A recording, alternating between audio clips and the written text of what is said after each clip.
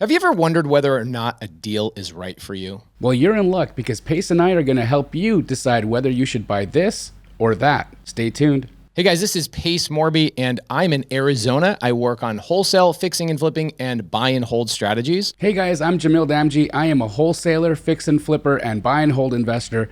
I am based out of Phoenix, Arizona as well. Make sure that you guys like and subscribe this video because we are trying a new format and we want to see you guys enjoy it. Please make a comment down below.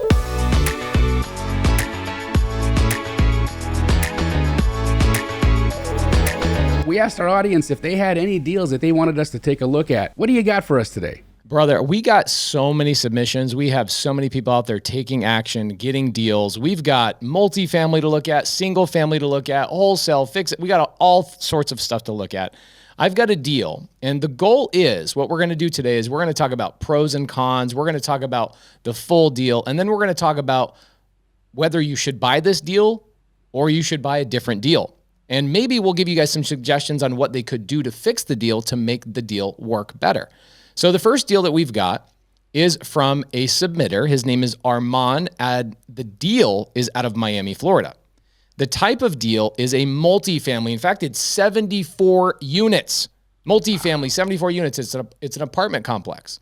So he says his strategy is creative finance, buy and hold. So that means he's going to buy it on creative finance and he's going to hold it in his portfolio.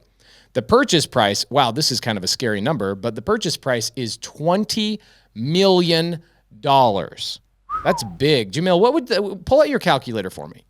What would you say is the price per unit on that deal? 74 units, take $20 million and divide 74 units. That's a lot of money per unit.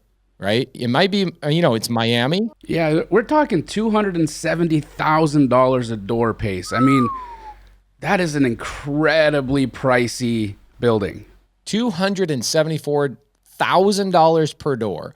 So here's the pros, okay? So we're looking at this deal. Here's why Armand thinks this is a great deal. He says the seller is willing to carry back or allow Armand to make payments to him instead of going out and getting a bank loan. The seller saying, hey, Armand, if you give me $20 million on paper, I'll allow you to buy this with $0 out of your pocket, nothing down, and I will give you 5 years to refinance the total $20 million. 5 years? 5 years. So that means Armand can raise the rents, he can improve the property, he can do a whole bunch of things to maybe add value to this property. And then at some point in the next 5 years, hopefully the property's worth $25 million or $27 million. Then Armand would go to a commercial lender and refinance that seller out. So the pros in this situation is that Armand doesn't have to come out of pocket any money, doesn't have to use any credit. Nobody's going to check his credit, his bank balance, or any of that stuff. That's pretty cool. But here are the cons I'm looking at. He's also saying that the seller wants $3 million over the retail value of the property. So the seller is trying to have his cake and eat it too. He's not just trying to get full retail value. He's trying to get $3 million over retail value. Now, here's the worst part about it, Jamil. The property needs a few $1 million in renovation, so it's not truly $0 out of pocket once you've purchased the property. Now what you've got to do is you've got to sink a couple more $1 million into a property that's already overvalued by $3 million. What are your thoughts on that? Well, I need to ask a question. Is the $3 million overvalue, is that based off the property being fully remodeled and turnkey? Because if it's not, then we might have a deeper gap here. It is not. So it is valued at what the seller just decided he wants to sell it at. Wow. Well, this is why this deal really would have me running for the hills. And I would say the time point that this seller wants to be refinanced out, the 5 years, I have no confidence that Armand is going to be able to get a loan on this property that's going to take this seller out at the price this seller is trying to get. I see this being one of those moments where if it sounds like it's a trap, it's very likely a trap. This building has the Acme box all around it right now, and I'm watching the coyote about to open it, and he's going to get creamed. Yes, I love that analogy. So here's what I would do instead. if I was Armand, and we'll give this feedback back to Armand, is I would go to the seller and look, guys, you can get into a deal like this with truly no money out of your pocket, but it does sound like you're going to have to bring some money to the table. So where should that money come from? Well, it's going to come from a couple of different places. You can go and find gap lenders, people that fill in the gap of what you need. There are institutions out there that do this kind of stuff. You can find a private money lender, somebody's doctor, a lawyer, a traveling nurse, somebody has excess capital. A lot of engineers have excess capital that they say, I don't know how to find the deal, but I'll give you the money if you'll let me lend money and get a return. Or you can even take those private money lenders and make them your partner on the deal. So you're not actually taking a loan, you're actually just forming a partnership, and that money that you bring in from your new partner actually goes in and renovates the property. Now, you can get into the deal with no money out of your pocket if you do that. The problem is Jamil hit a really strong point. There's a 5-year balloon here that is too quick, too fast, that you won't be able to raise the rents and improve the property fast enough to refinance out in 5 years. So here's my suggestion, Armand. One, go back to the seller and say, I'm okay with giving you a down payment, but I need the purchase price to be closer to the $15 million mark so that after you spend a couple $1 million, you actually have now a property that is worth what you paid. Then I would also ask the seller to give you 10 years of a balloon instead of 5. That gives you a long enough runway that this property really can take off, and you and your partner, hopefully that you bring on, no money out of your pocket, but out of your partner's pocket, you guys would stand to make multiple millions of dollars through cash flow, appreciation, and loan paydown.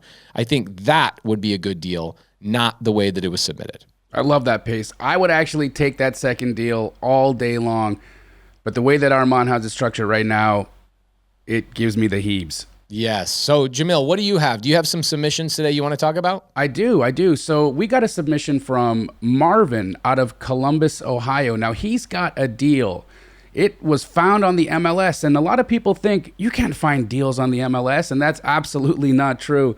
He found this deal on the MLS, had been sitting on the market for 85 days at $100,000. On the market, meaning an agent had it listed like on the MLS? Correct. An agent had it listed on the MLS for $100,000 and it had been sitting for 85 days. He was able to go and negotiate that deal to get it under contract for $60,000. Now, that property, once it's fully remodeled, is worth $150,000. So there's a substantial spread. Marvin was able to contact a hard money lender who is also an institutional buyer for turnkey rentals. Their business model is that we will provide you 90% of the financing to purchase the property, and we will give you 100% of the renovation expense. And we will buy the property from you at about 85 to 90% of ARV. The way that Marvin's looking at it right now is, I have a no-lose situation. I can buy this house. I can get the money from my end buyer to purchase it. I got to come out of pocket 10%. So if you're looking at a property like this where it's a $60,000 purchase price, he's got to come out of pocket $6,000 in closing costs to get this done. All he needs to have is contractors ready to do the remodel to their spec. Now here's where I think things get a little bit dicey, because they want to purchase the property from him for $130,000 to $135,000 based off of their remodel spec. Now, looking at the spec, they actually want a fairly robust remodel done in this house. All of the big ticket items, Pace. We're talking roof, we're talking kitchen, we're talking electrical upgrades, plumbing upgrades. There's going to be a substantial amount of money being spent on the remodel. And because they're pinlocking him against a price that they want, they're not allowing him to dictate or the market to dictate. They're telling him before he starts, this is what we're going to buy it for. I think that it doesn't allow him a lot of room to pivot. What I would actually prefer Marvin do is take this deal to another hard money lender and see if they will match the same terms, giving him 90% LTV, giving him the construction loan as well, but not actually locking him into a price that he'd have to sell at and maybe going for the full $150,000 ARV that this property has on the table. This way, he's not actually painted himself into a corner for a spec. He can do in the property what he wants to get done in the property, and he can maximize his return. Again, looking at this, I love the guarantee, Pace. I think the guarantee is a great opportunity for Marvin to come in, get into the business, make some quick money, get his feet wet, understand what it looks like to manage construction, understand what it looks like to run these crews. But I still feel like he's not only just leaving money on the table, but what if he gets himself into a situation where he renovates this property and there's nothing left? Personally, for me, I would go not for the bird in the hand. I would go for the two birds, right, in the bush. I would rather shake the bush and get the two birds out, because I just understand that he's going to get pigeonholed into just this one type of renovation. It's going to be way more expensive than he thought. He's going to be opening up walls to replace electrical and plumbing, and he's going to see more things, and it's just going to spiral. He might walk out of this deal that has a $90,000 spread actually not making any money. I agree. But here's the thing. Look at the price point of this house, Pace. This is one of these properties that I believe you could very easily cash flow if you had to refinance the property and hold it. Yeah. So is there really a risk for him? No. You know, I think there's still, even if he takes the two birds in the bush and that one and those two birds become a bird, just because he's got to refinance it, one of the birds dies and there's still just a bird left. I think he still gets a bird. I love it. What I mean? And for me, I think that's the way I'd go. I love it. I love it. All right, I've got another deal. I'm gonna throw something at you. Okay. Cool. I've got a deal that was submitted to me by a gentleman named Michael. This is a wholesale deal. So no fixing and flipping, no holding, just simple, just getting a house under contract and sending it over to a fix and flipper and just taking an assignment fee. You're in, you're out. You know how to talk dirty to me, bro. Yes, I know. This is right up your alley. This is your favorite. I don't know that there's anybody that wholesales more houses than you in the country. So let's talk through this. It's a cash deal. It's in Memphis, Tennessee, hot market. Mm-hmm. They're saying that the ARV is $330,000. Now, I'm going to test you on this, okay? $330,000. Where would a fix and flipper buy that deal in Memphis, Tennessee? You want to pull out your calculator and tell me that number? Yeah, I know exactly where it would need to be. What's the condition? Is this a full gut remodel or is this a cosmetic remodel? Any idea in condition? It's a full gut remodel. Okay. Now, Jamil, let's give the listeners kind of a measuring stick. When you have a full remodel, is there some sort of square footage or something that you measure a full remodel against? Like 1,000 square feet at $35 a foot would mean that a 1,000 square foot house would be $35,000 renovation. Do you have something like that? You're actually right on the money there, Pace. So right now, what we've been finding. Well, who do you think taught me, man? Come on, I take notes. What we've been seeing is cosmetic remodels are coming in around $35 a square foot.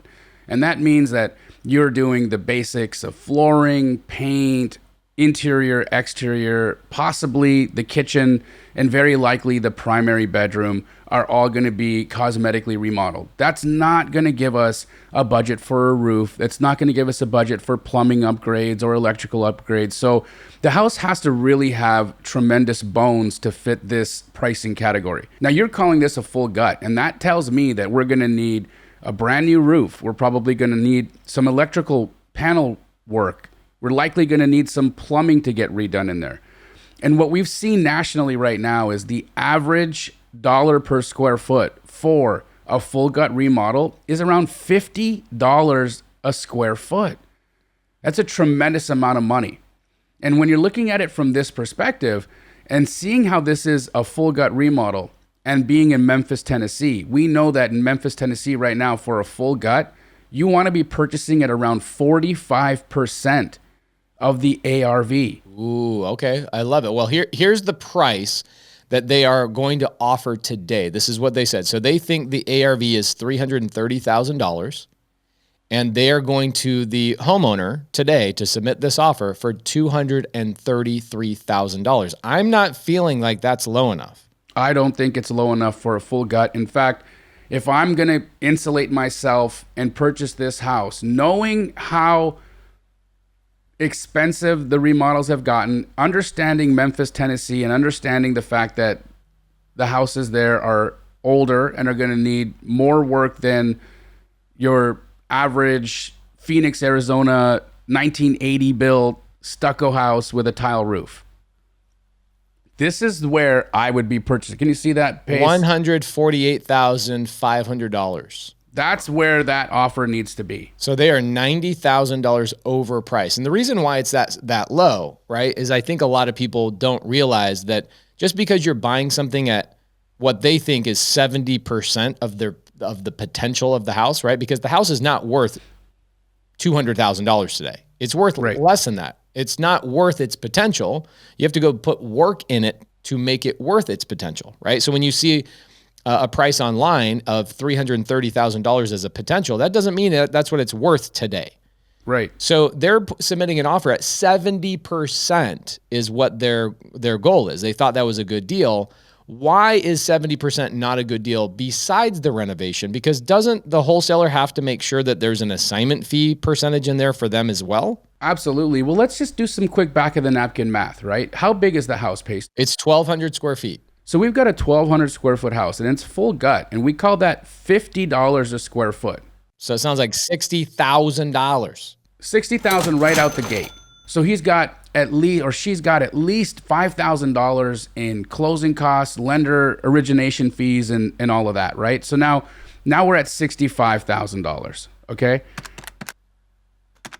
So we're at $65,000 in costs, and if they sell at $330,000, we're looking on average of 8% selling and closing costs, right? Right. So $330,000 times 8%, that's another $26,400. Just for the right to sell your property. Correct. Okay, that's $91,400 in expenses. Okay, so now let's just look at what a rehabber could make here. If they sell for $330,000 and they have, say, $97,000 in expenses, they're at $233,000 in costs. That's their break even if everything goes well. They don't go over budget on construction, which happens like 99% of the time. That means they sell the house almost immediately. There's no days on market that are eating up their hard money costs. That's a perfect scenario. That fix and flipper has to buy that from a wholesaler at $230,000 to break even in a perfect world. To break even, correct, in a perfect world. See how that makes no sense? Yeah, they're going to offer $233,000 as a wholesaler. So there's no money for the wholesaler. There's no money for buffer. There's no money for the fix and flipper who's going to take all the risk. Correct. So where does this need to be purchased? Well, if they buy it at the $148,500 that I had originally thought would be the offer price, that leaves around $85,000 in potential margin. All right. Now, if you're looking at this from the perspective of a fix and flipper, I'd want to say I'd need to make at least $60,000 to put out all of that capital, to take all of that risk, to have all of my crews on that job, to come and look at that property day after day after day and make sure that everybody's doing their job, to go buy all the material, to really put myself in a financial pickle, take that risk. I'd need to make at least $60,000 on that. That leaves $15,000 for the wholesaler to make an assignment fee. I like all of those numbers. So instead of buying this deal at $233,000 as the wholesaler, you need to go back, crunch your numbers, negotiate with that seller better, and buy this deal at $148,500 to turn around and assign it for $15,000 to a fix and flipper. Give that fix and flipper the ability to have a $60,000 profit, which, let's be honest, is not going to be $60,000 because something's going to go wrong. They're going to go a month late. Somebody's going to lowball them a little bit because the market's softening just a little bit. Yep. I think if with a $20,000 buffer in there, that fix and flipper still walks out making $40,000 on that purchase price. I think that leaves everybody making money. I agree. Wholesaler makes money. Fix and flipper makes money. There's enough buffer that they're covered, and then the house sells for $330,000. So instead of buying it for $233,000, you gotta buy it for $148,000. That's why understanding numbers is so important in this game, Pace. What do you got for us today, brother? You got one more deal for us to look at? So I got a deal out of Atlanta, Georgia. An individual named Rocky sent it to us. I know that's your favorite favorite town, Pace. You and I have a great time hanging out in Atlanta. Well, this deal, it's a bit of a pricey deal because it's in a neighborhood that's selling above the median price point in Atlanta. This ARV is $415,000. Racky has the potential to pick this house up for a $190,000 purchase price. Pretty incredible spread there. That's a really good spread. It's a great spread. Here's the problem. It's going to need roughly $80,000 in remodel. Is that a conservative $80,000, or is that like, are they adding buffer on that, or are they thinking if we're really smart and we got the best contractor with the best pricing, we're at $80,000? I think they probably got their best price contractor who probably came in significantly lower than what it's actually going to cost because they want the job. However, let's just assume that this contractor gets it done at the right price. The problem that I'm seeing with this deal is that trying to sell a property above the median price point right now, where you've got interest rates that are continuing to climb, I have trepidation if I was Racky to actually go in and hold this property because we both know Atlanta has changed a lot of their rules. Now, let's just say as a fix and flipper, you take this property down, you invest the money, and now you're holding it on the market. Your beautiful house, but nobody's pulling the trigger to buy it. You have to make a decision after a certain amount of time. Are you going to refinance this property? Are you going to pull money out? Are you going to pay off your expensive hard money loans and rent this property out? If you're going to do that, you need to at least break even every single month. In the current circumstances, with the current rates, there's no way for this property to cash flow. So once he does the remodel, once he refinances the house, he's going to be in a negative cash flow situation. If he was able to do a short-term rental, he would not be in that situation. So I love everything about this deal except the fact that it's in Atlanta, even though I know how much you love Atlanta, because Atlanta has gotten very strict with their short-term rental rules. And the only way that this house will cash flow once it's been refinanced is with a short-term rental strategy. Pace, what would you do? Now, I've got 12 Airbnbs in the Atlanta area. And we are having to convert a lot of them into travel nurse homes, sober living, etc., and getting away from the short-term rental market because Atlanta really is cracking down, like in a big way. They're requiring licenses. They're limiting the amount of houses you can have. So luckily, I've had a few properties approved, so I'm not going to have to transition everything. But choosing your exit strategy based on the local laws is imperative. It is crucial. It is very important. And so what happens is people don't look at the laws, or they don't call their city and go, what's changing? Am I okay? Call the zoning. Look on the websites. Do a little bit of research. Go into the BiggerPockets forums and see other people that are utilizing Atlanta as their main market, and you would find out that this is not a good deal, not because it wouldn't be a good deal, but because in Atlanta, it becomes not a good deal. If I'm Racky, what I would do in this house, I would wholesale it all day long. Right now, he's sitting here on the fence debating between, do I wholesale this or do I fix and flip the property? Now, he's not local to Atlanta. So this is a situation where he's going to have to manage a remodel remotely. And I think that's also super dangerous. So I think this is a wholesale deal. I think you hand this opportunity off to another real estate investor who can do with it what they please. But for me, I would not want this deal, especially because it's in Atlanta. If you guys have enjoyed this episode of Jamil and I looking at deals and having you guys submit things to us so we can not only pick them apart, but tell you, don't do this, instead do that, please let us know down in the comments, or please make a comment in one of the BiggerPockets forums talking about this format and whether you guys like it or not. We look forward to doing more of these types of episodes with you guys in the future. If you would like us to take a look at one of your deals, do us a favor and leave us a comment and let us know that you've got a deal for us and you would like our opinion on it. Guys, make sure to like this video and subscribe to this channel for all the incredible things that BiggerPockets has in store for you.